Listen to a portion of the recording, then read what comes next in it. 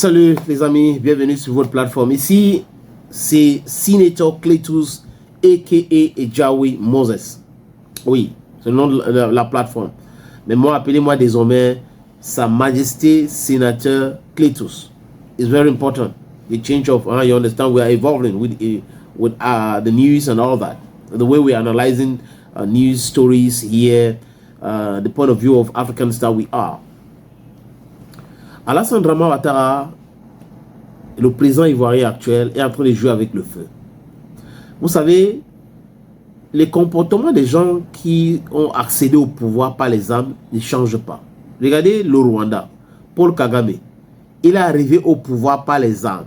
Donc, c'est uniquement le langage des armes qui trottine dans sa tête.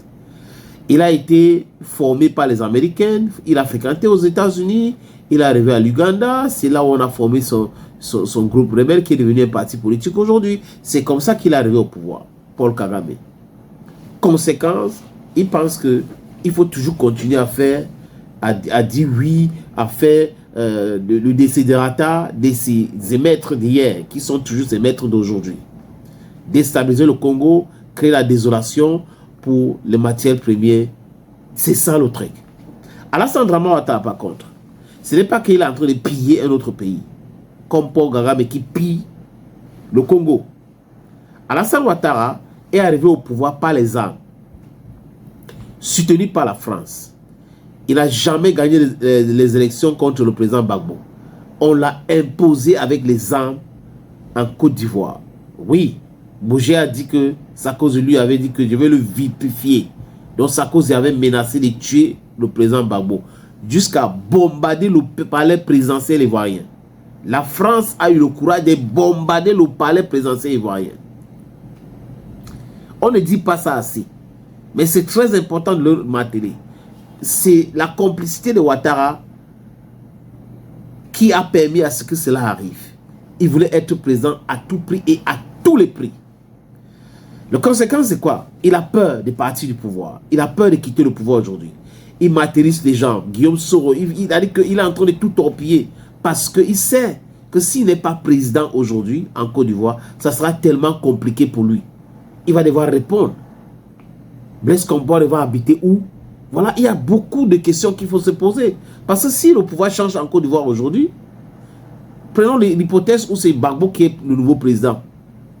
Blaise Compaoré sera arrêté, de juger pour la rébellion qu'il a soutenue en Côte d'Ivoire et l'assassinat de Thomas Sankara. Voilà les choses que le mec va devoir répondre et faire.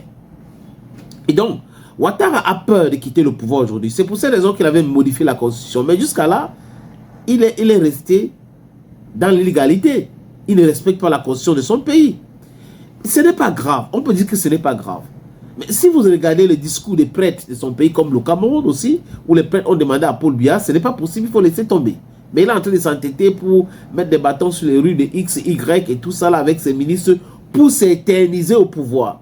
Il n'y a pas de pouvoir éternel. Ça n'existe pas, même dans les royaumes, ça n'existe pas. Quand j'ai fini de dire ça, les amis, Abdourahmane Tchani, quand il faisait le discours ou son interview le mois de décembre dernier, qu'est-ce qu'il avait dit? Qu'il y a les rebelles, que la Côte d'Ivoire et la France sont en train de former dans le 43e BIMA pour déstabiliser le Sahel. Les gens ont pensé qu'il parlait comme ça pour parler. Non, il a le renseignement. Quand il parlait aussi des militaires français qui sont au Bénin pour déstabiliser le Sahel, il avait des informations. Il n'est pas le seul qui a parlé comme ça. Il y a le président Ibrahim Traoré qui a d'ailleurs parlé aussi comme ça. Donc vous voyez que tous ces gars-là sont en train de faire des manigances pour pouvoir continuer à déstabiliser nos pays qui sont à la quête de la stabilité et par ricochet, stabilité économique. Parce que stabilité sécuritaire va amener vers la stabilité économique.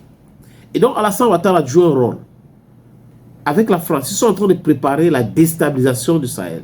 Et c'est tombé sur les oreilles du président du Faso, du président du Niger. Et la Russie est au courant aujourd'hui. Et Lavrov a envoyé un message clair à la Côte d'Ivoire. You kill with knife, you die with knife. Anything you do, it will come back for you. On écoute. Urgent. L'heure est très grave. Le ministre russe Sergueï Lavrov affirme « Nous avons conscience que la France utilise la Côte d'Ivoire pour déstabiliser les pays africains plus précisément les États du Sahel. Mais cette stratégie nous mènera très loin, car la France ne veut toujours pas laisser les États africains jouir de leurs propres ressources. Je mets en garde tous les acteurs qui pensent utiliser cette stratégie de la France en Côte d'Ivoire pour nuire aux pays voisins. La Côte d'Ivoire n'est qu'un rameau pour la Russie, donc il faut s'en méfier beaucoup, déclare le ministre russe Sergueï Lavrov. Sur ce sujet, le président de la Corée du Nord, le président des États-Unis, le président chinois et le président Vladimir Poutine promettent d'apporter leur soutien aux Africains. La France n'a plus rien à faire avec l'Afrique. Mais si la Côte d'Ivoire continue sa méchanceté envers ses frères africains, elle risque d'être détruite par la Russie, déclare le président Vladimir Poutine. J'espère que mes frères ivoiriens ont bien compris ce message. Mais encore, les amis, la Côte d'Ivoire n'est pas la propriété privée d'Alassane Dramane Ouattara. Les Ivoiriens n'y est pour rien. C'est Alassane Ouattara avec la complicité de la France d'Emmanuel Macron qui sont en train de tout manigancer. Mais malheureusement, il y a des gens qui vont payer les pots cassés. Si, d'aventure, la Côte d'Ivoire essaye d'envoyer des mercenaires dans ces différents pays-là pour les attaquer, il y aura une riposte contre la Côte d'Ivoire. Thank you, friends. I don't go me.